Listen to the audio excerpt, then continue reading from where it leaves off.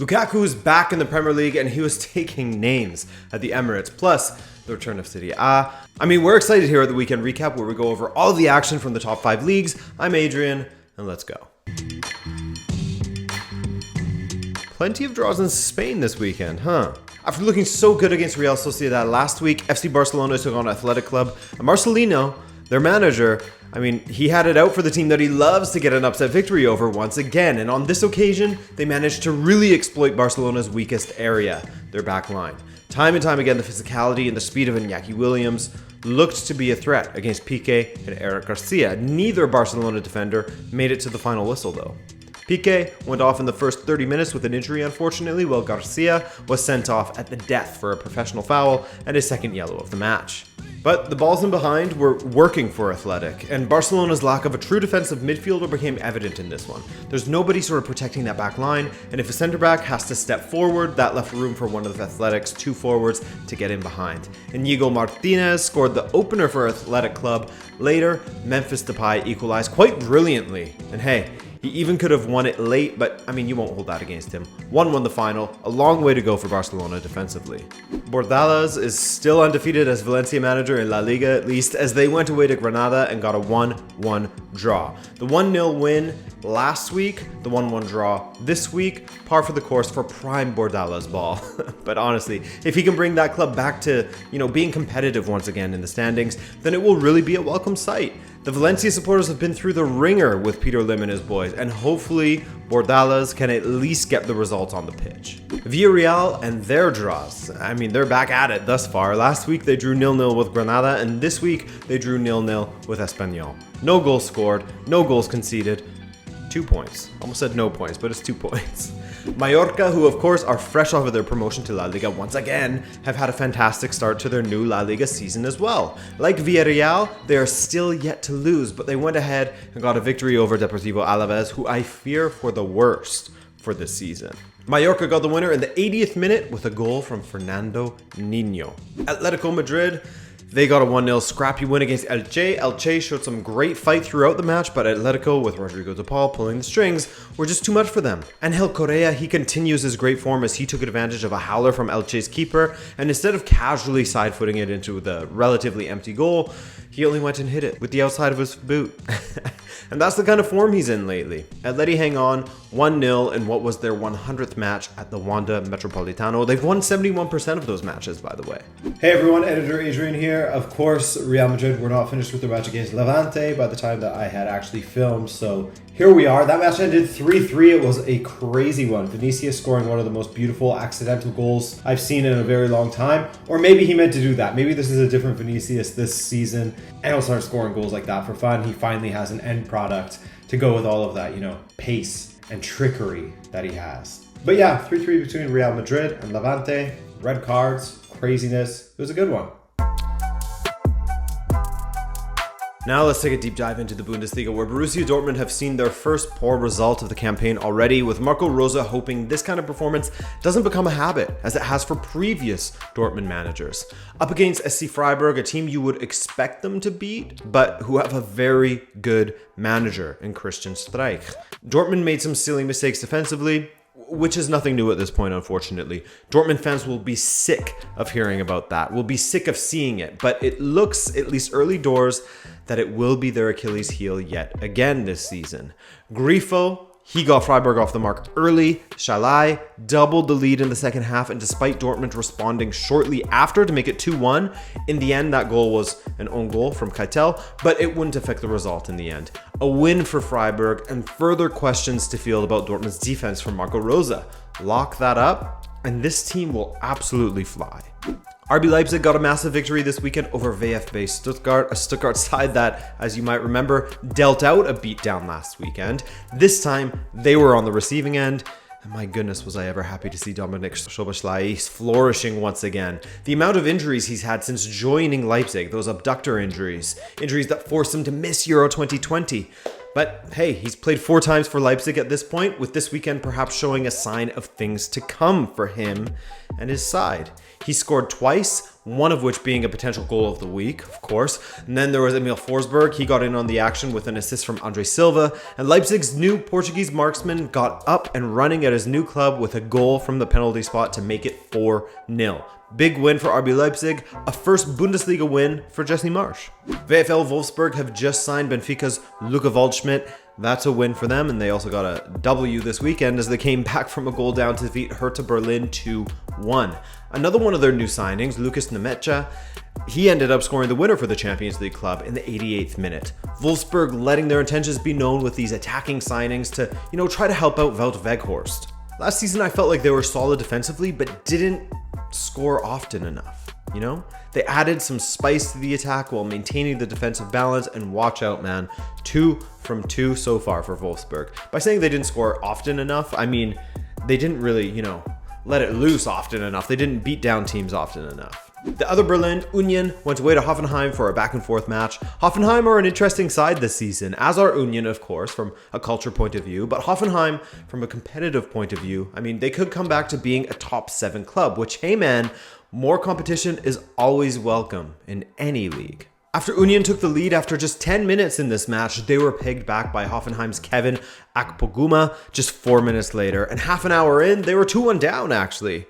But Taiwo Awoniyi getting the equalizer in the 47th minute for Union Berlin, they managed to salvage a point this weekend. VfL Bochum, they got their first victory of the Bundesliga season with a 2-0 win over Mainz. Mainz, of course, have had major COVID-19 issues to start the season off. Last week, they were able to get a victory over Leipzig in spite of their COVID-19 cases, but this week, they fell to Bochum. Bochum getting their first victory in the Bundesliga since 2010, so shout out to them and their fans. And shout out to their family. It was a bad day for Adi Hütter and Gladbach, namely the typically solid Jan Sommer, who didn't cover himself in glory this weekend. Taking on Bayer Leverkusen in Leverkusen, Gladbach fell 4-0. A Sommer own goal after 3 minutes sort of set the tone in this match for them. After 8 minutes, Moussa Diaby set up Patrick Schick to make it 2-0, and it was game over really after 8 minutes. But they added 2 more in the second half for the 4-0 embarrassment of Borussia Mönchengladbach. Bayern's match against FC Köln was a bit of a scary one for the Bavarian Giants, for the defending champions. After a drab first half, horrible first half, the fireworks started in the second. Bayern got themselves 2-0 up with an opener from... Go ahead, you know who it was. You can say it. Yes, that's right, Robert Lewandowski. Assist from Musiala, by the way, who replaced Sané at the half as Sané was having a nightmare out there, losing possession left and right. He lost it 11 times in total and completing just 56% of his passes.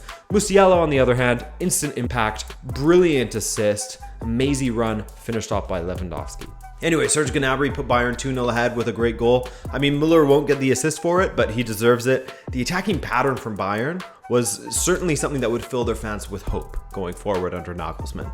But Köln, they rebounded.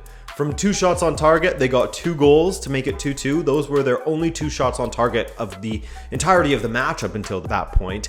But thankfully, Bayern have a winner in Gnabry, and he saved them to make it 3-2 to win the match. An absolute smash from a failed clearance that Timo Horn had no chance of stopping, really. A new manager for Bayern, so it's not overly convincing just yet, but it's quite the change in going from Nagelsmann to Bayern, and sort of a matter of who will adapt to who. Thus far, when looking at Bayern's shape, it's very much the manager adjusting to the team, and I guess that's understandable given how well the 4-2-3-1 has treated Bayern in the past. A switch to a back 3, you might get Kovac vibes again.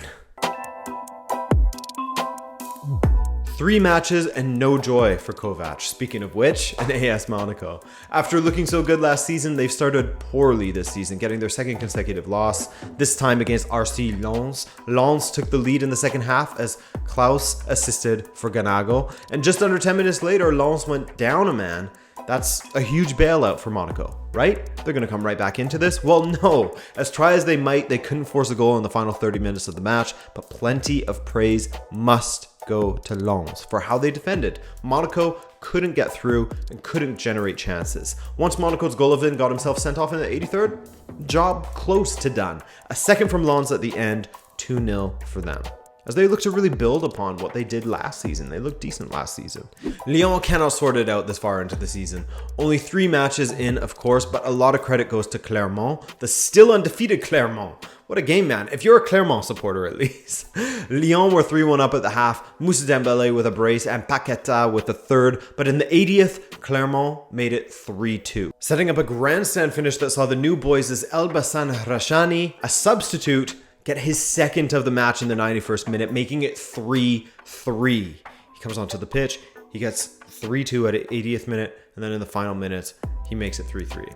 Oh my goodness. Super unhappy if you're a Lyon supporter. And some unhappy people in Lille as well, as the defending champions are still winless after 3 matches.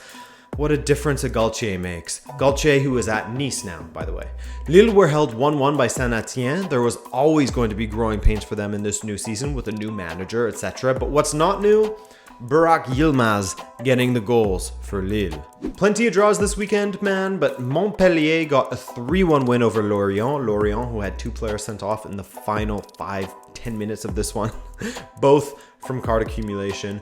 Houbelang Mendes got 2 yellows in 2 minutes, very well done, while Jérôme Hergol got 2 yellows in 5-ish minutes. Mendes the clear winner there. PSG got a 4-2 win away to Stade Brestois on Friday. No, there was no Messi or Neymar before you ask. They still haven't come onto the pitch yet together. So it was Mbappe and Icardi that started up front in a 4-3-1-2 or a 4-4-2 diamond, depending how you want to look at it. Mbappe and Herrera with the goals in the first half, which ended 2-1. And the second half was a 2-1 win for PSG as well, translating to a total of 4-2 PSG. What a confusing way to say that.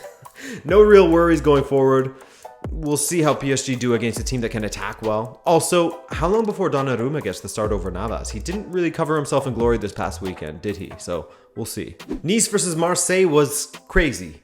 Nice looking good again under Gaultier. Payet looking whack with his hairstyle, but no matter how whack it was, he absolutely did not deserve to have bottles thrown at him. I mean, his choice to throw them back to the crowd, you can argue about that, but things boiled over quite literally as the Nice supporters flooded onto the pitch and caused the match to be suspended. Dolberg scored again, by the way. The man is on fire. The Serie A is back. It has returned, the last of the big 5 to get back into action, and it all started on Saturday as we saw Sassuolo take on Hellas Verona. A Sassuolo that no longer has De Zerbi, who left for Shakhtar, but they did have the young Giacomo Raspadori, who gave Sassuolo the lead after 32 minutes. Couple that with Miguel Veloso getting his second yellow minutes before the half, and things looked good for Sassuolo. But it was pretty comfortable in the end. The 3-2 scoreline in favor of Sassuolo flatters Verona a bit. It wasn't that close in the second half, but Sassuolo in control and a good start to their season. Speaking of both of those things, being in control and good starts, the new look Inter Milan looked great as they hosted Genoa in front of their fans at the San Siro. Hakan had a great start to his Inter career as he got a goal and an assist in the opening 15 minutes of the match.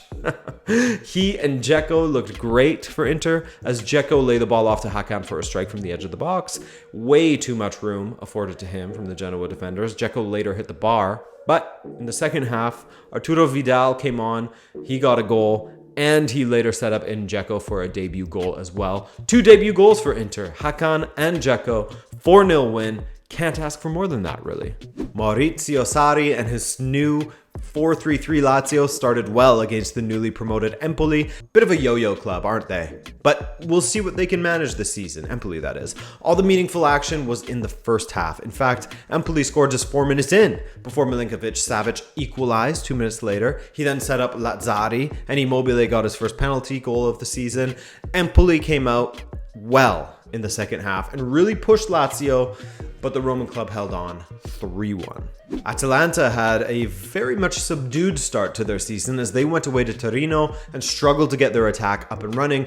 Well, it started up early as Ilicic set up Muriel after just 6 minutes, and from then on, Torino held all of the attacking intent and can feel a bit hard done by to not get any points out of this match. A late winner for Atalanta from Piccoli cancelled out Belotti's equalizer to give Ladea the 2-1 win. Piccoli, by the way, is yet another kid from the Atalanta talent factory, aka youth setup. Salernitana, another newly promoted side, went away to Bologna this weekend and perhaps played one of the most entertaining matches of the weekend in Italy. 3 red cards, 5 goals, plenty of fun. Bologna, despite being down to 9 men for the final moments of the game, managed to hang on for the 3-2 win over the new boys Salernitana, but I think the fight that Salernitana will have will perhaps have surprised some. I think there's a lot of people that wrote them off as like 20th to begin the season.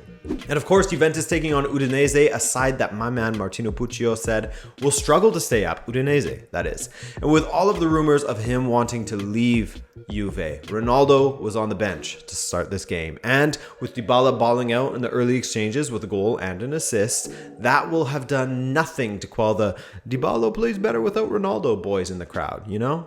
Well, Udinese managed to bring it back to 2-2. Ronaldo came on, and in stoppage time, Ronaldo scored. He removed his shirt, he celebrated with the boys, and then it was called back, and he was carded for removing his shirt. The ultimate insult. Honestly, Udinese could have won this match. They missed a couple of great opportunities to go ahead right before Ronaldo scored what he thought was the winner. Sure, they were helped by that Szczesny howler, but Juve started the season, I think it's safe to say that they started it fairly poorly. 2-2 the final there against potential relegation fodder. Nothing overly inspiring from Allegri's side yet. Still time to develop.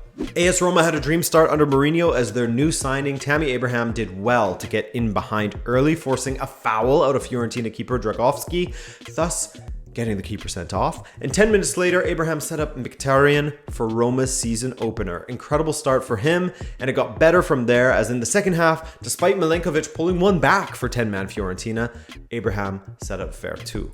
Overall, a disappointing game for Zaniolo, who got 2 yellow cards, one on either side of the half, which is a disappointing return for him, a guy who's just been sitting there begging to get back onto the pitch, especially with all of the fans in the stands as well. 3-1 the final there, Shomurodov getting an assist on Vertut's goal to make it 3-1, and that was the final. Victor Osimhen got himself sent off against Venezia for what was deemed to be violent conduct, a bit of a weird one, if you ask me, but hey, I guess VAR stood by the ref's judgment, thus handing the marketing boys Venezia a bit of a break in their Serie A opener. A bit of an opportunity to maybe get an upset over Spalletti's Napoli, but they couldn't.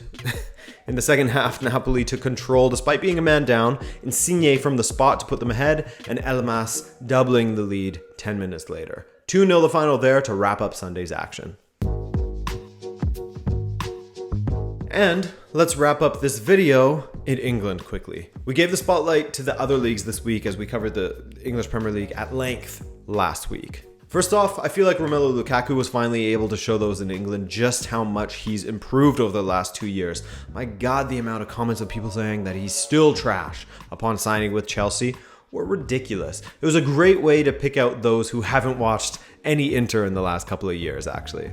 All those people making those comments, it was just reeked of it. He was dominant against Arsenal, which, you know, I won't sell him short because it's Arsenal, but this is a side that has notable absentees, and even when everyone's available, they still struggle. But was Lukaku's hold-up play and physicality just an absolute migraine for Arteta and his squad? He bullied them out there, and he scored an opener for Chelsea. He started the move off by drawing 4 defenders around him before laying it off and darting to the back post, where Reece James, who was excellent on the day, found him for the easy finish and his first Chelsea goal. James himself grabbed the second in what was a fantastic performance. 2-0 Chelsea, easy money. They could have had more. Lukaku robbed by Leno at one point.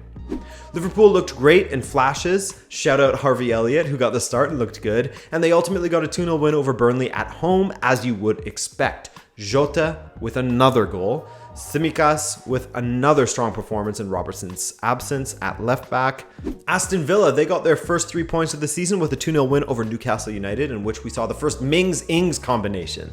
And what a combo, man. Long throw from Matty Cash, Mings with the flick on, and Danny Ings with a stunning overhead kick. He scored in 3 consecutive matches for Villa now, if you count the friendly prior to the season. Otherwise, 2 consecutive matches in competitive fixtures. Manchester United needed a goal from Mason Greenwood to rescue a point against Southampton, who had taken the lead in the first half from a Fred own goal. Nothing too exhilarating for United fans this weekend. It's a match they would have wanted to forget. Nuno Espirito Santo was back at Molineux to take on Wolves with Spurs, and they would have left happy once again with a 1-0 win against Wolves, the Wolvies.